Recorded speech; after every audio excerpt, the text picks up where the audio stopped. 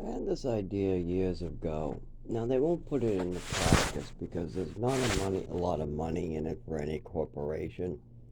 But it would be great for large groups of people to work and make their money and get shelter and all that. What the idea is called, you've heard of these homes, like shelters with other branches to it: dry shelters, wet shelters, women's shelters, women's abuse shelters, men drug shelters, men halfway houses for drug addicts, halfway houses for men with anger issues, whatever the halfway.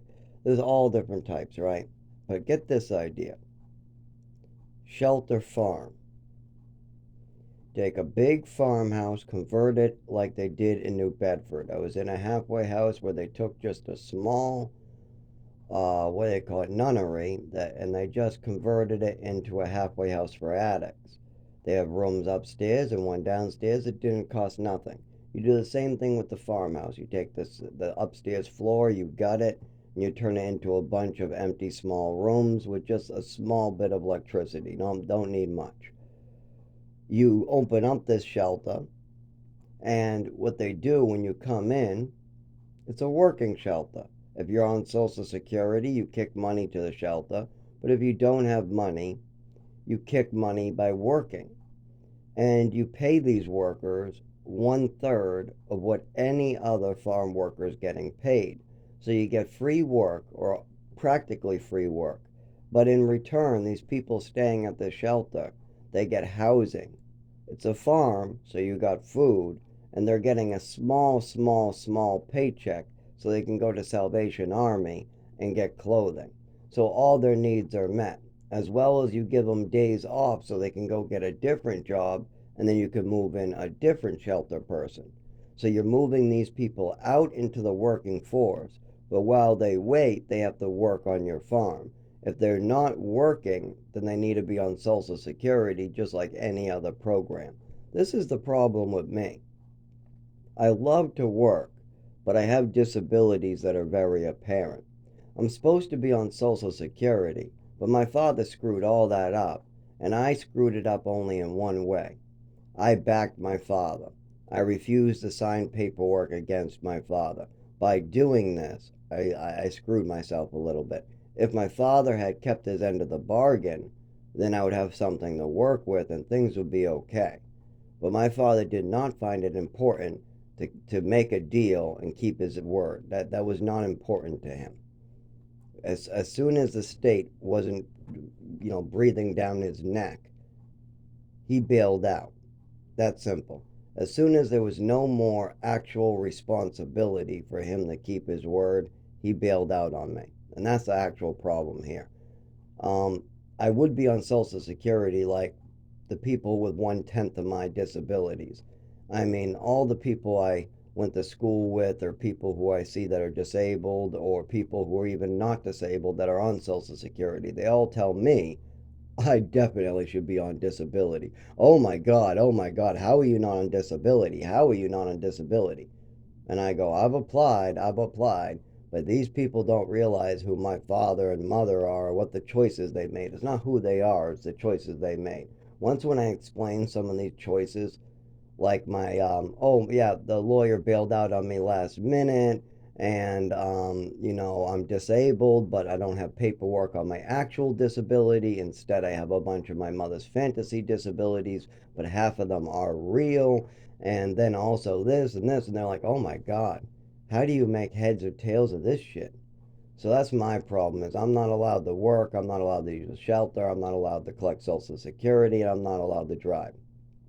I mean, unless I want to be some evil criminal who kills other people, then I can drive. If I want to drive, I can just drive, but then I will have a seizure or an accident and people will get hurt, and that's not allowed in my book. That's just not allowed. And I could work, but I get injured and I have to lie and manipulate to keep it going, as well as my disability will become apparent on a regular basis. So that's out of the question as well for the everybody, including my work, bans me from working as soon as I have a seizure, fall, or anything, anyways. And as far as the shelter, as soon as they see my disability and being a parent, they need paperwork. So I could shelter hop and lie, but then I'd run out of shelters and be living in the woods like an animal. So no matter which way you look at it, for me, I'm screwed.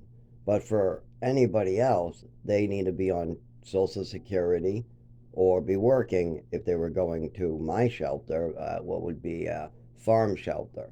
You know, you run a farm and a shelter together. So you have farm hands, but you also are helping out society. And this idea came to me one day when I said I would love to be living on a farm if I had enough money in the bank account just to start off. Like if I had a farm and 20 grand, that would be really nice. It would never work. They would take the farm from me because the big corporations are coming in.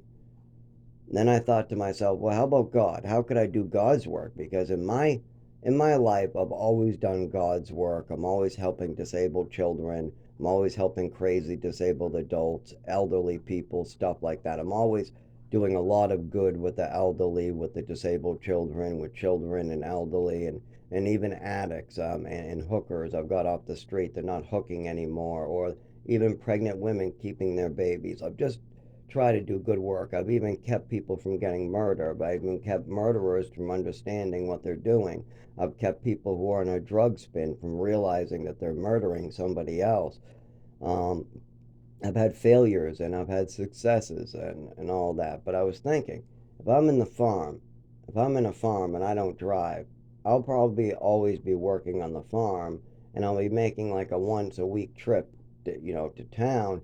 I really wouldn't be doing much of God's will then because that whole trip would be all about the farm. So how could I do God's will? But if you opened up a shelter and had people coming in and out or something like that, then you would always have a chance to do God's will and make a difference in society. Yes, growing food for society and donating that food is one thing, but I'm talking about an actual difference where you know for a fact that there has been a difference made, where somebody comes and hugs you and says, I have seen a difference because of your actions, thank you. That's how you know there's a difference. But if you donate food to a corporation and then that food all rots in the back of a truck, the farmer doesn't get told that all the food you donated rotted in the back of a truck. If you donate money to charity and some corporation comes in and takes the money, or if you donate $10,000 and only $100 of that money goes to the actual person who needs it, like let's say you're donating money to orphans. So you donate 10 grand, but only $100 actually goes to the orphanage. The rest goes to advertisements for the actual um, company or the donation place that you donated to. Well, do you told about that? No, you're not. So it's better to actually make a difference right where it matters. If you want to make a difference, then go out and make a difference. But don't do it the lazy way. Don't do it the lazy drop some money way. That never works. We've been doing that for 100 years, and then rich people just suck it all up. I mean, that's just like the trickle down. I mean, we had a nice program to give, pump money to the bottom for housing and programs like that, and then people could go back to work. But instead, these programs went to the top, and the people at the top said, we'll let it trickle down. No, they never do. Their money goes to the banks. Just think about it. When you give money to a poor person, they're going to give money to their rent. Then it goes to the bank. They're going to buy the food they need. Then it's going to go to the grocers and the farms and then to the bank.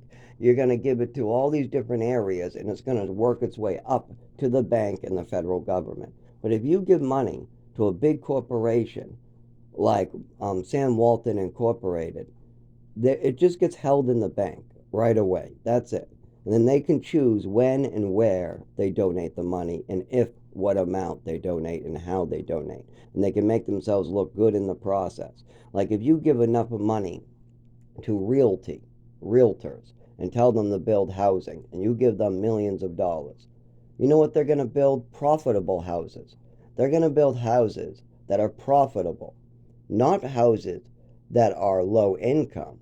They're not going to buy houses for people and build houses for people at the bottom. No, they're going to try to flip a profit on it. So they're going to build these big $50,000, $100,000 homes and then also jack up the price for them as well. So with that going on, now we got so many empty homes, we don't know what to do with them.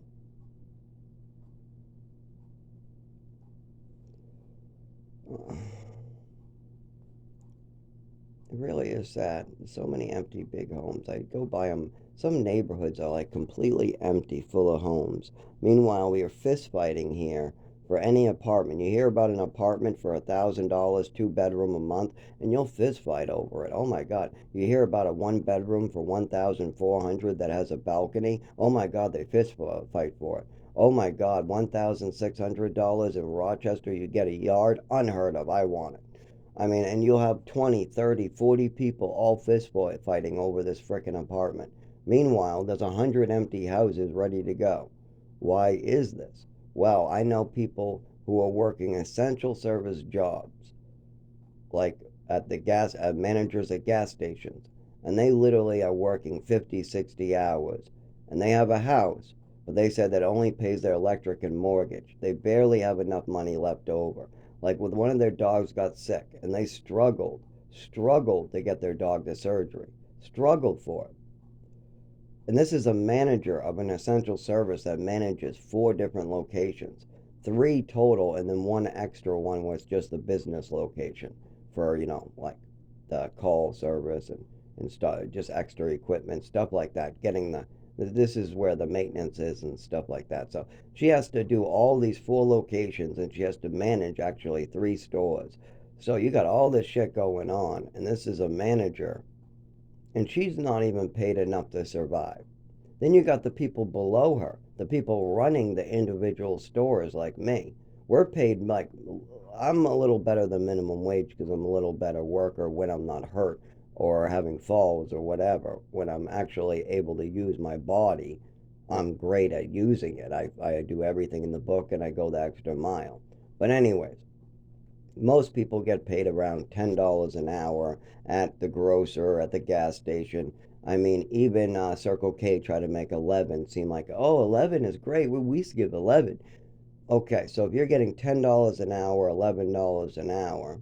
Now, some people, I was able to get 15 working for other companies like moving companies where you do heavy lifting and stuff like that. So you can get more. But even at 15, if you do the math, your apartments usually are going to cost you more than $1,400. I got a deal here, but for a 1 bedroom studio, 1,400 is a steal. Most people pay around 1,800, $2,000. I've heard a couple people as low as 1,600, but the lowest you're going to find is $1,400. Then you got electric bill, then you got transportation. Now, if you don't drive, transportation is expensive if you're a full-time worker. It's $15 in town each way. It's $30 out of town, and a total of $50 for 2 towns over each way. And that's the My Ride service.